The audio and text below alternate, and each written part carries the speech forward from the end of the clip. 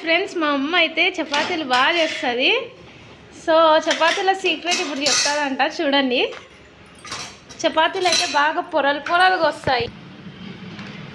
చూడండి, అసలు వేడి వేడిగా ఉంది. చాలా పొరలు పొరలుగా వస్తాయి. అట్లా ఎట్లా చేస్తావు మా చపాతీలు? ఇలా మెత్తగా సాఫ్ట్గా కలుపుకోవాలా చపాతీ పిండి. ఏమేమి కలుపుతావు అంటే కొంతమంది ఓన్లీ కలిపేటప్పుడు వాటర్ వేసి కలుపుతారంట కదా, నువ్వేం వేస్తావు? నూనె, సాల్ట్, వాటర్, నూనె వేస్తావు. ఆ మూడు వేసి ఇలా సాఫ్ట్ కలుపుకోవాలి. గట్టిగా కలుపుకోకూడదు, ఇట్లా మెత్తగా జ్యూసీగా ఉండాలి.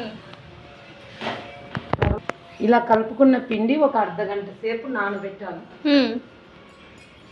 పొరుగుగా రావాలంటే ఒక చిట్కా అన్నమాట ఇది. ఇలా తిప్పుకోవాలా. తర్వాత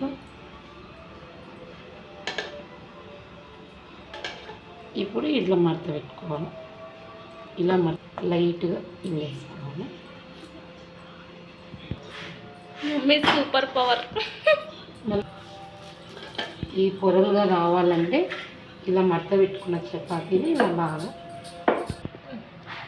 ఇలా తిక్కుకున్న చపాతీని ఇలా బాగా రెండు వైపులా కాల్చుకోవాలి. ఇదండి సీక్రెట్, పొరలు పొరలు చపాతీ సీక్రెట్. బాయ్.